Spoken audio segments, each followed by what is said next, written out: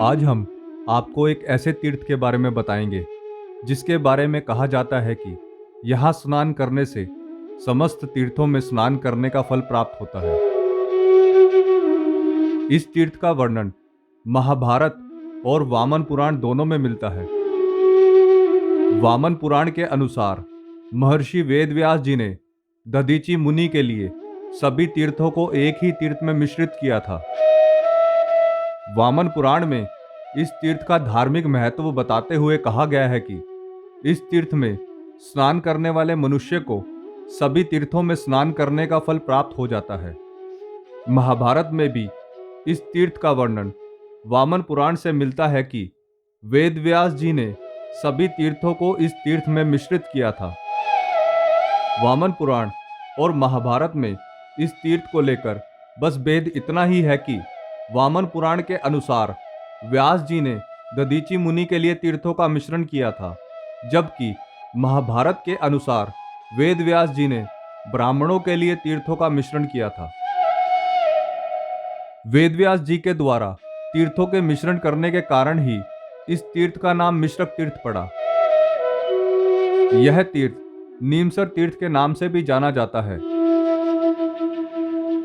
मिश्रक तीर्थ करनाल से लगभग 24 किलोमीटर की दूरी पर स्थित निसिंग कस्बे में पड़ता है। मिश्रक तीर्थ कुरुक्षेत्र के 48 कोस में आने वाले प्रमुख तीर्थों में से एक तीर्थ है। तीर्थ में प्रवेश करने के बाद हमें एक विशाल सरोवर के दर्शन हुए, जिसमें स्वच्छता का विशेष रूप से ध्यान रखा गया था।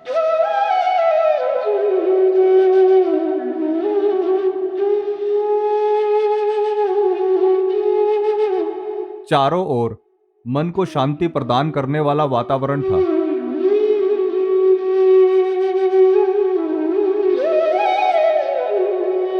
यह वही सरोवर था जिसके बारे में कहा जाता है कि यहाँ स्नान करने से सभी तीर्थों में स्नान करने का फल प्राप्त होता है।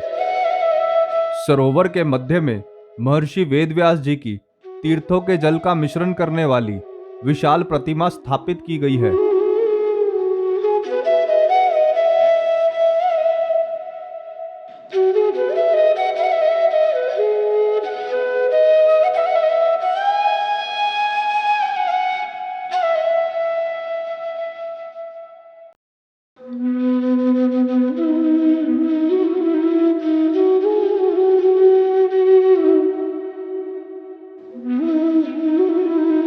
गुरु पूर्णिमा के दिन इस तीर्थ में स्नान करने से मनुष्य सौभाग्यवान होता है। फिर हमने तीर्थ में प्राचीन शिव मंदिर के दर्शन किए।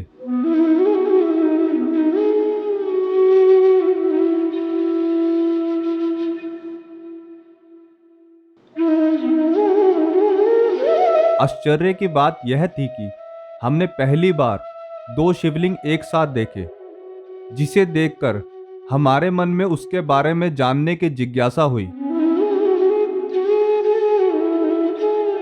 वहां के प्रबंधक महावीर कौशिक जी ने हमें बताया कि ये दो शिवलिंग भगवान भोलेनाथ और माता पार्वती के स्वरूप हैं।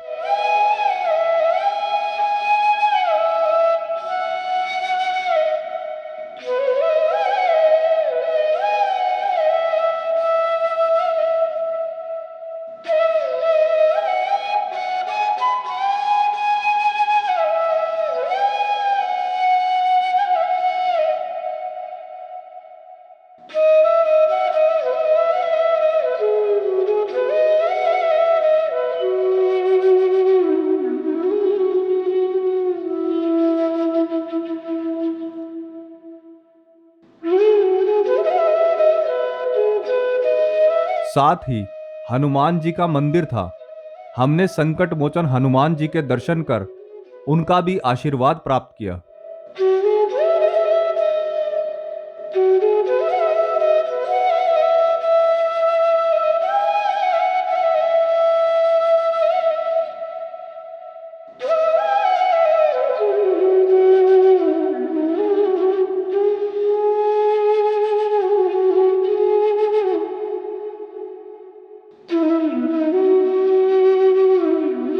बाबा के धूने के भी दर्शन किए, जो कि निरंतर चलता रहता है।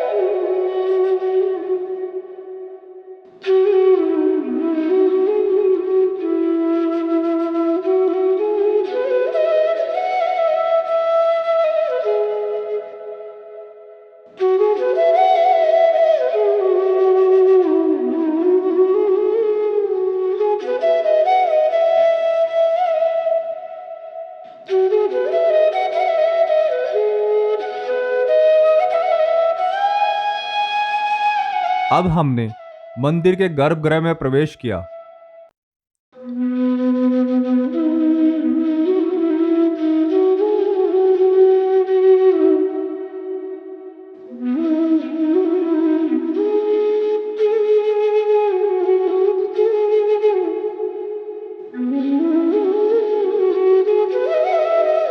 हमारी दृष्टि लड्डू गोपाल जी की प्रतिमा पर पड़ी और हमने गोपाल जी का आशीर्वाद प्राप्त किया।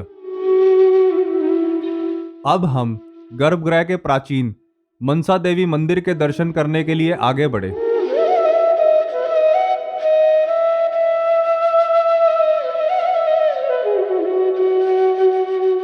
यह माता मनसा देवी की सिद्ध पीठ है और मान्यता यह है कि जो भी मनुष्य माता से सच्चे मन से कुछ भी मांगता है, माँ उसकी सभी मनोकामना को पूर्ण करती है।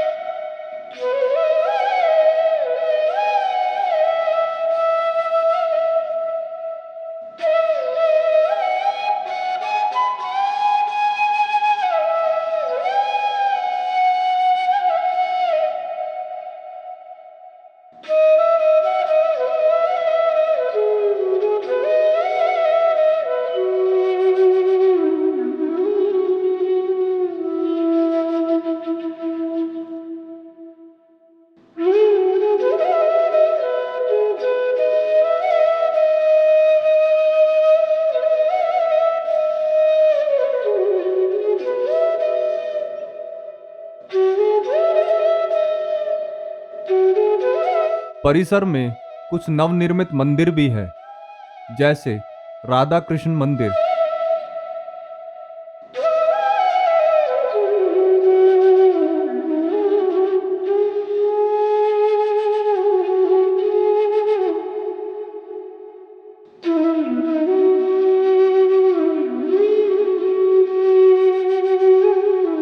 राम दरबार मंदिर,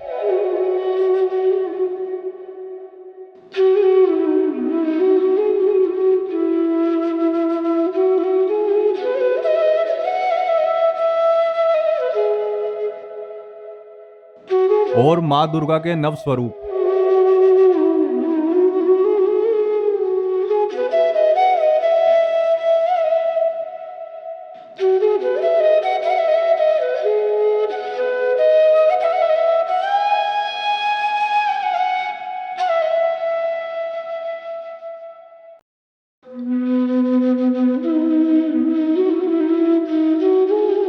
फिर हमारी भेंट मंदिर कमेटी के प्रधान श्री रोशनलाल गोयल जी से हुई, जिन्होंने हमें इस तीर्थ से जुड़े तथ्यों से अवगत कराया। श्री सनातन धर्म शिव मंदिर में जो नीम साल मिश्रित तीर्थ बना हुआ है, इसके बारे में कहा गया है कि हमारे जो महर्षि वेद व्यास जी थे, इन्होंने सभी तीर्थों का जल मंगाकर यहाँ इस तीर्थ में प्रवाहित किया था।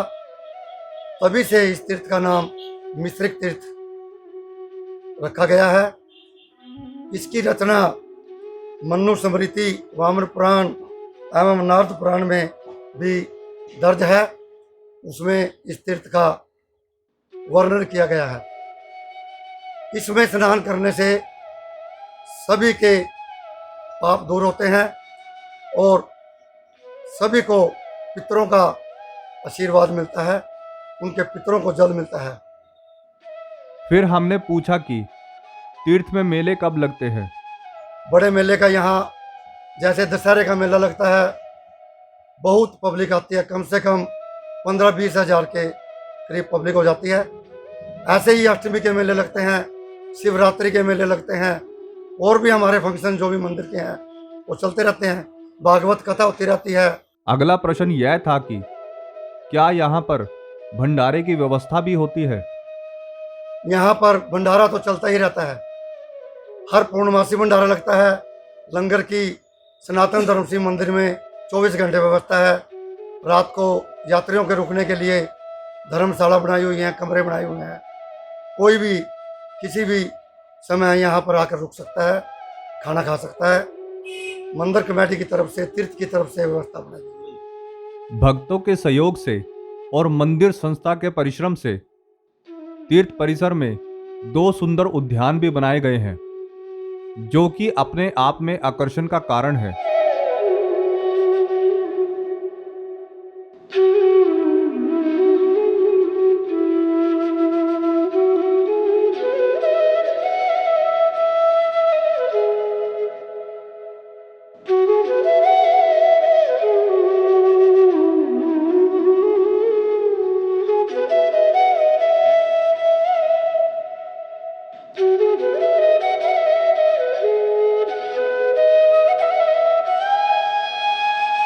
साथ ही विद्या को बढ़ावा देने के लिए एक विद्यालय भी मंदिर संस्था द्वारा चलाया जा रहा है और निरंतर मंदिर में निर्माण कार्य भी चलता रहता है।